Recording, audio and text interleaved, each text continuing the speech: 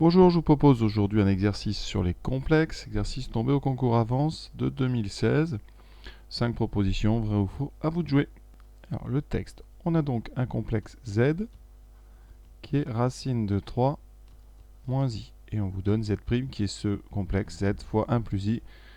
Et on vous demande la forme algébrique de Z'. Donc on va tout de suite faire le calcul, ça c'est pas très compliqué. Z' c'est donc 1 plus I que multiplie racine de 3 moins I.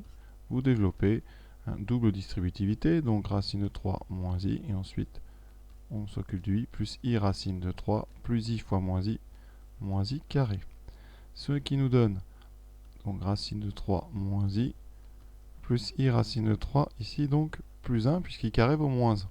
On met donc toute la partie réelle à gauche, racine de 3, ici donc plus 1. Et ensuite, partie imaginaire, I que multiplie donc racine de 3, et ce moins I qui donne moins 1. Donc la proposition A est vraie.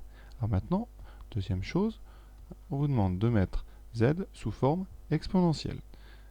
Alors, il faut mettre racine de 3 moins I sous forme exponentielle. Alors, ce que vous pouvez quand même savoir, c'est que racine de 3 sur 2 et 1 demi sont quand même des nombres assez connus en trigonométrie.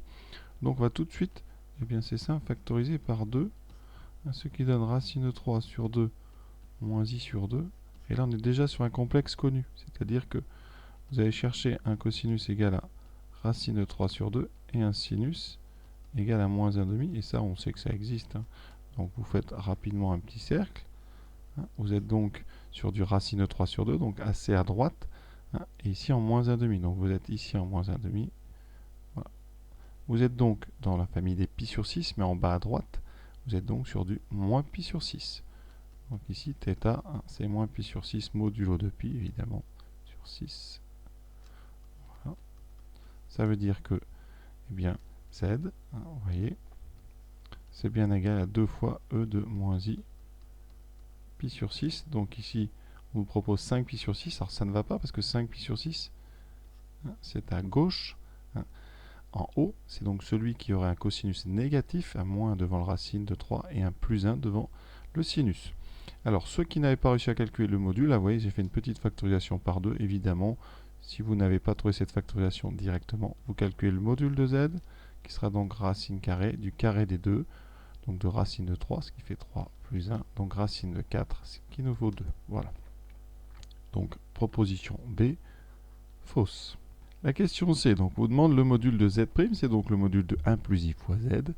Et là, on a le module d'un produit, c'est donc le produit des modules. Ça veut dire qu'on peut, eh bien, dire que c'est module de 1 plus I multiplié par module de Z. Je rappelle, ça dans le cours, ça figure comme ceci. Vous avez Z, Z', voilà, en module.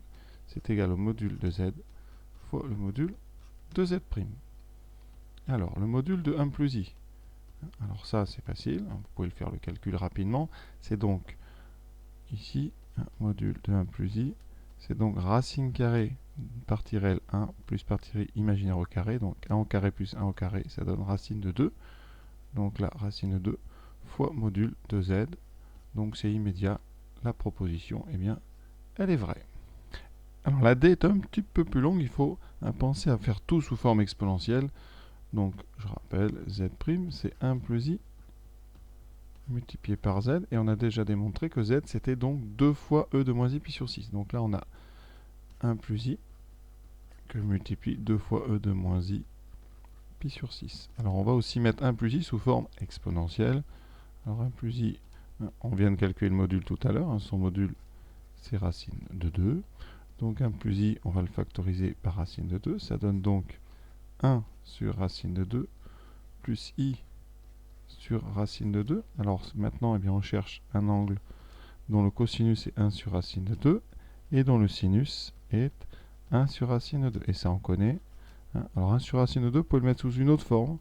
C'est tout simplement racine de 2 sur 2. Et donc, c'est θ égale pi sur 4, modulo de pi. Donc 1 plus I, c'est racine de 2 fois E de I pi sur 4. Et ça, on va bien l'incorporer à notre calcul de Z'. Donc Z', ça devient donc racine de 2 E de I pi sur 4 fois 2 E de moins I pi sur 6. On va faire le produit. Voilà. Donc je fais ça maintenant en bas.